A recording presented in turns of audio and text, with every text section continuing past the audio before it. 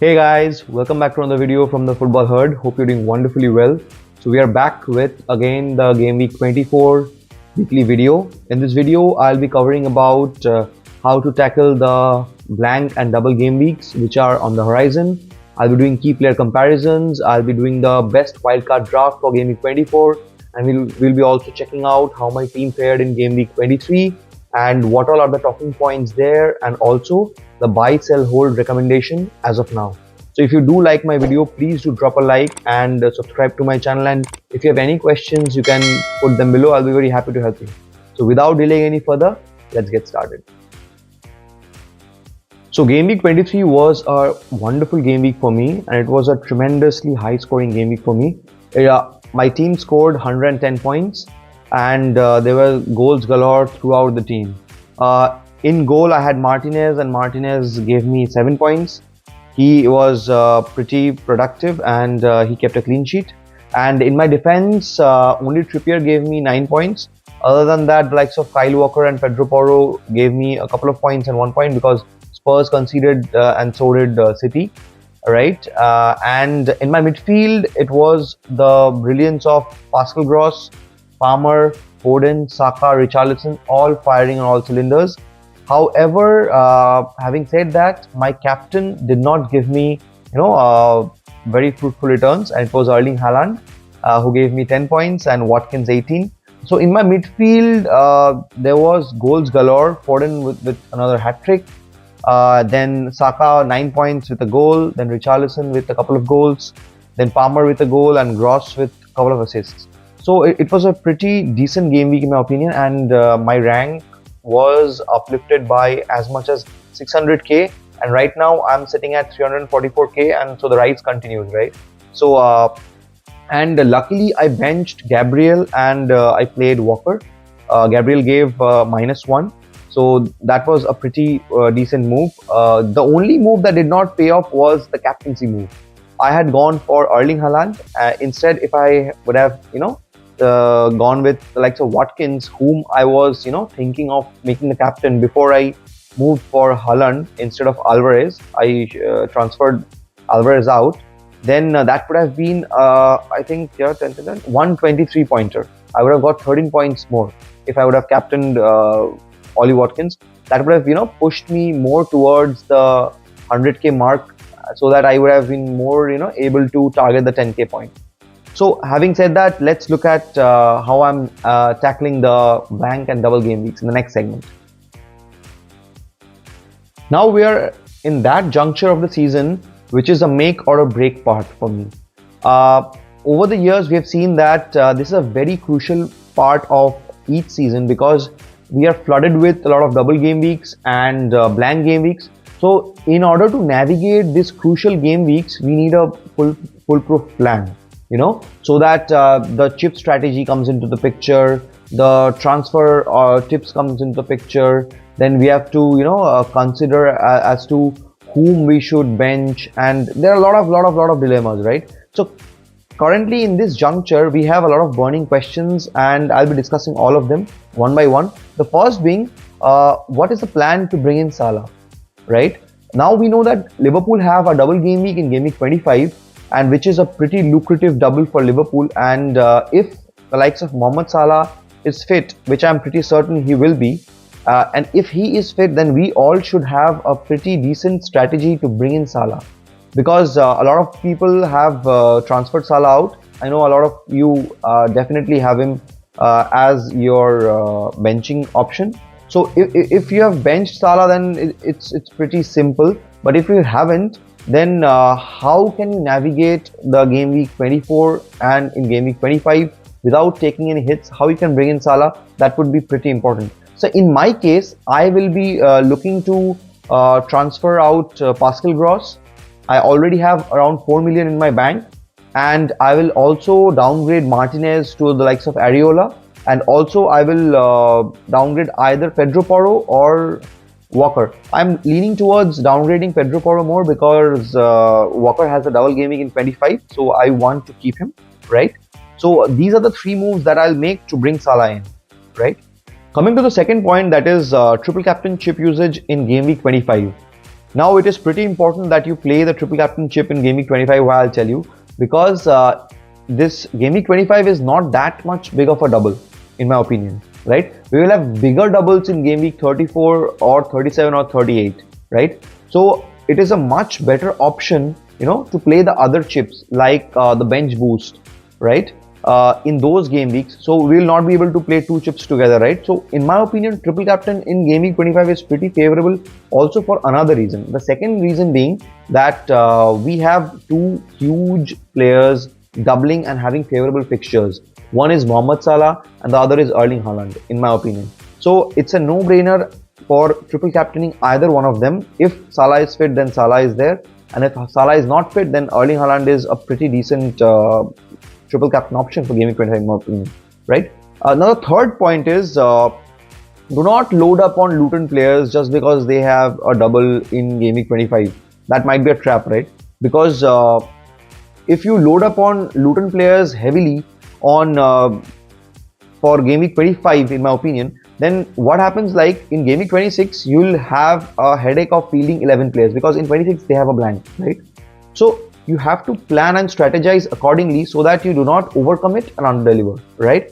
So having said that, we come to the next point, that is free hit in 29 is nearly a compulsion, right? Because in my opinion, that in Game Week 29 we will be having a huge blank game week, and it will be impossible to field 11 players. It is not possible in my strategy as of now, right?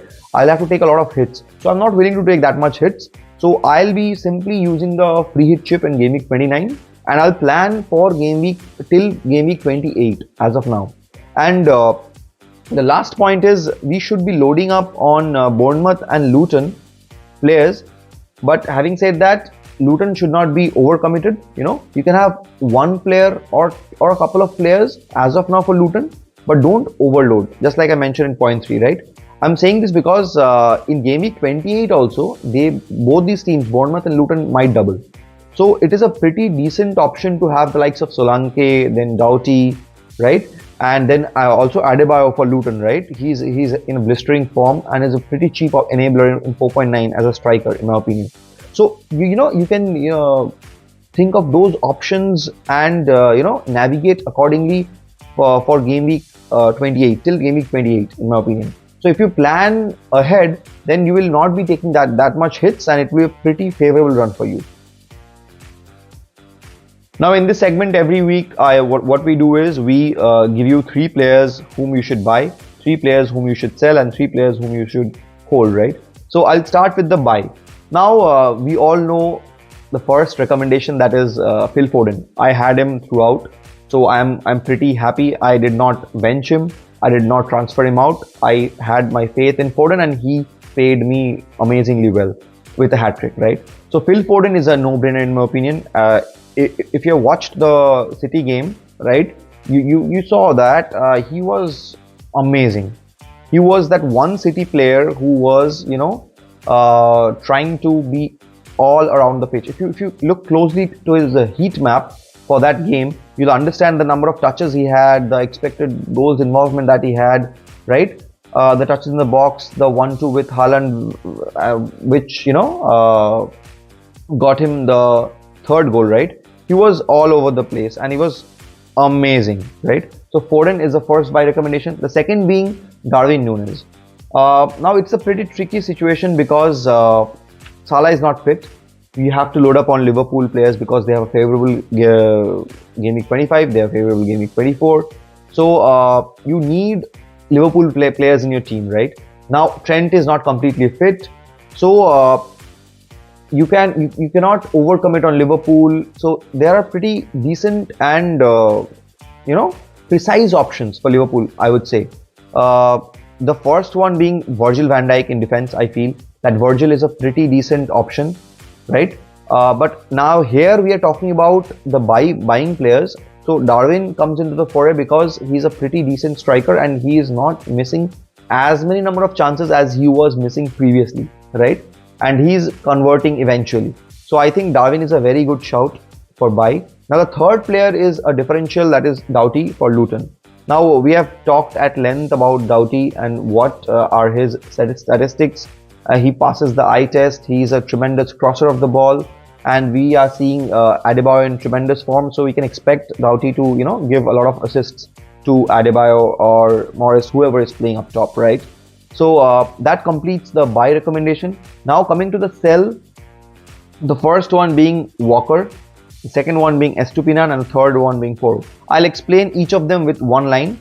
Now Walker, because I feel that there are premium City assets whom you should have in the top half of the field, like Alvarez, Haaland, KDB, Foden. So I will not, recommend you to have a City defender because they are not that adept in keeping clean sheets, just like we saw against Brentford, right? So that is why. Now Estupinan, because he is not a confirmed starter, right? And we saw that he came back after the injury and he was playing well. He had a goal immediately after coming back from injury. But right now we are not seeing him being used at that level. So it's a no-brainer. Estupinan is a sell. Now the third being Pedro Porro. Now Pedro Porro has been, overvalued in my opinion. He is not, proving to be that kind of a defensive asset as we thought him to be. And we have a lot of, better defenders to pick from. So in my opinion, Porro is also a sell. I have both Walker and Porro, so it's a pretty, a difficult situation for me. But I'll definitely go and sell Porro and keep Walker in my case. But if you have the option, definitely sell Walker as well. Now coming to the hold players. The hold players would be first being Trent, because he is picking up fitness and he is someone that is a very good option for Liverpool. If you have him, I would not recommend you selling him because of the double and the good fixture that's coming. Now the second would be Jota. Now people might panic that if Salah is starting, Jota might not.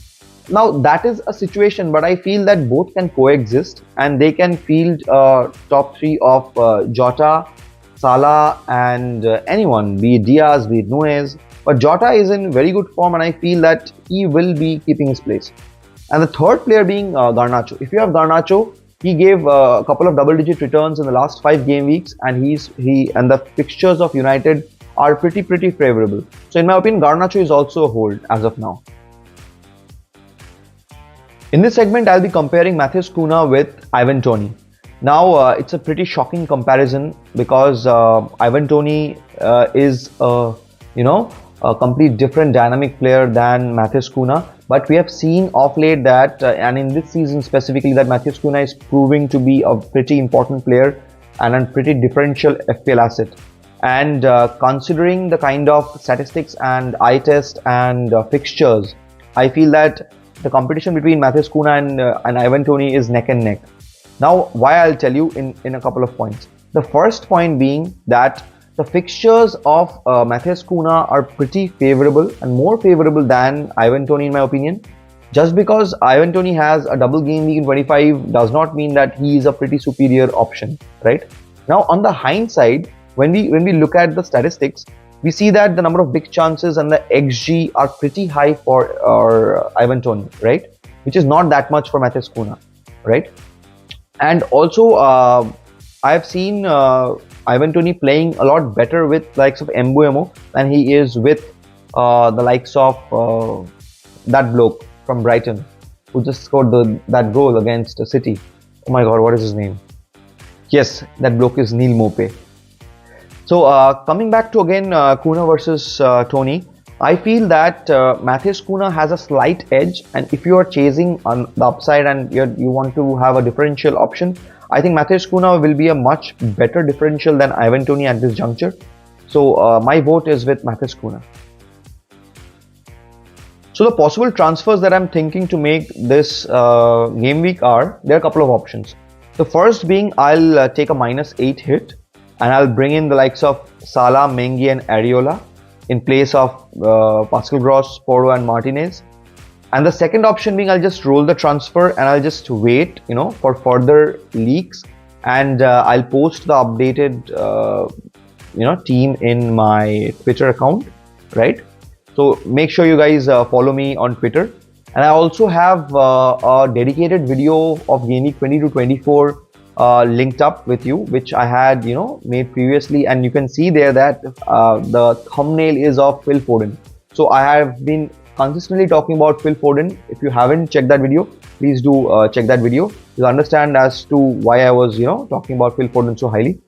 Now coming to the possible transfers. Now this -8 hit is something that I'm a bit skeptic to take, just because that Salah is not a confirmed starter for game week 24, and as things stand, I am thinking of rolling the transfer and not going with for the -8, but I will try to bring in Salah for game week 25. So I'll just hold those moves for a while so that I get a couple of moves in game week 25 and do not take a -8 hit this game week.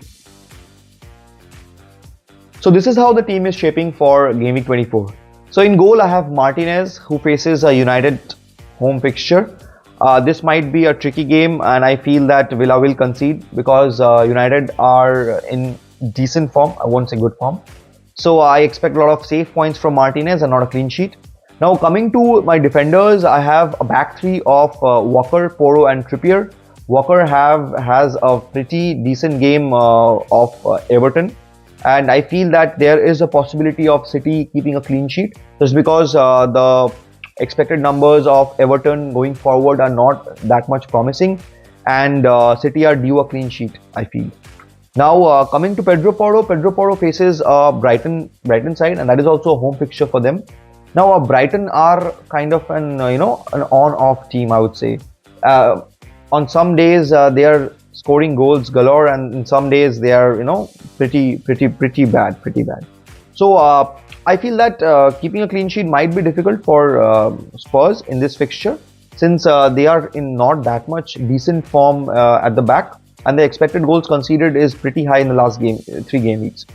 So I can expect some attacking return from Pedro Porro, but not defensive in this game week.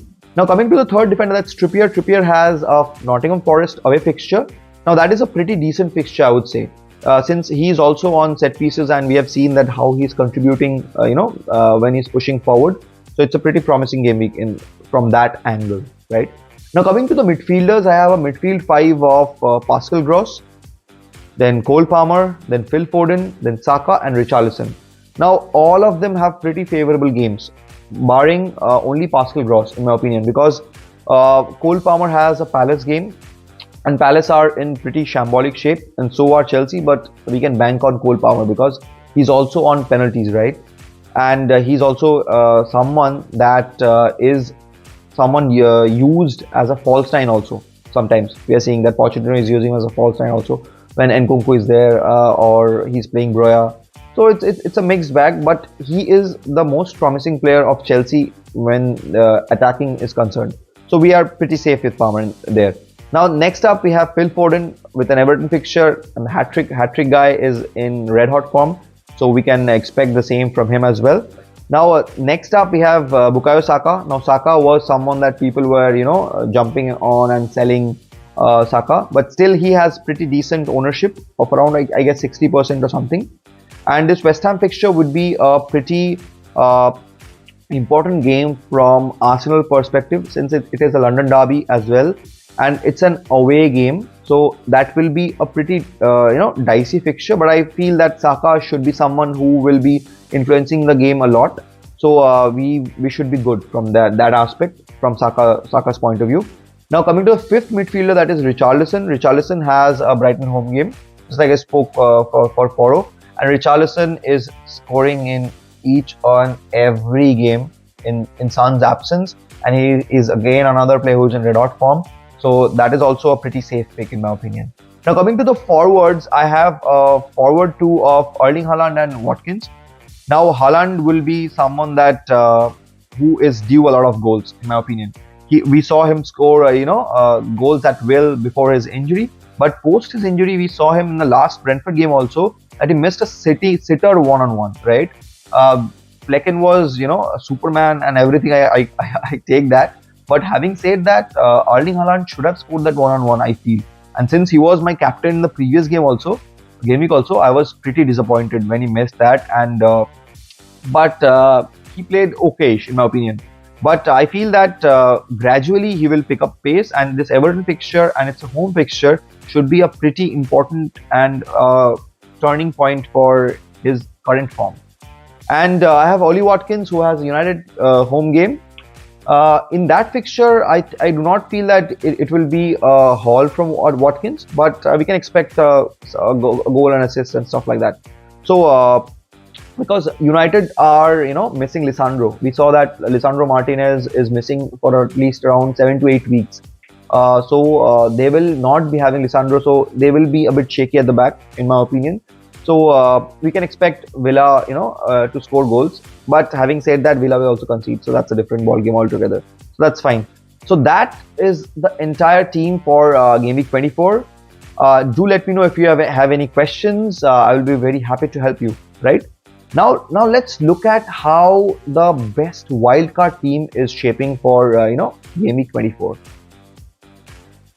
If you haven't used the wildcard and you want to use the wildcard right now, in order to navigate till Game Week 28, 29, then I feel that this is the best team to have.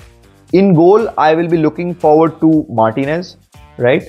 And in my defense, I will have a back three of Virgil van Dijk, Doughty and Trippier, right? And in midfield, I will have a midfield five of Diego Jota, Palmer, Foden, Salah and Richarlison. And in my forwards, I will have a double up of Erling Haaland and Julian Alvarez. Now, having said that, this is a pretty fluidic, structure. Why, I'll tell you. Because in this team, I have the likes of Kabore, Branthwaite and Adebayo as my subs as of now. Now, anyone can come in the place of Mohamed Salah if he's not fit for Game Week 24. That is, you can play Adebayo, in my opinion. Now, what will happen if you have this team is like, in Game Week 25, you will have a lot of double Game Week players. You will have 1, 2, 3, 4, 5, 6, 7, 8, 9 double Game Week players, right? And in Game Week 28 also, you can bring in the likes of Solanke instead of Julian Alvarez, and you can also enjoy his double as well. We are already secured with a Luton triple up here, right?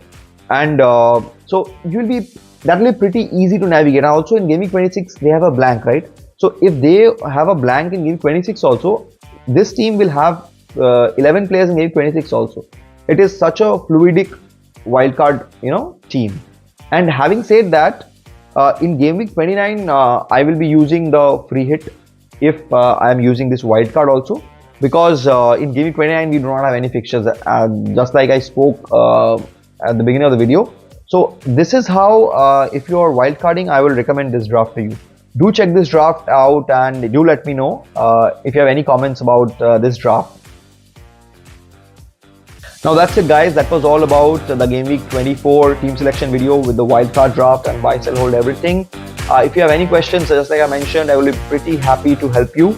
Do drop them below, and please, if you like my content, do drop a like and subscribe to my channel. That will mean a lot to me. Thank you so much if you watched till the end, and I hope you have a tremendous Game Week 24. I'll catch you guys in the next one.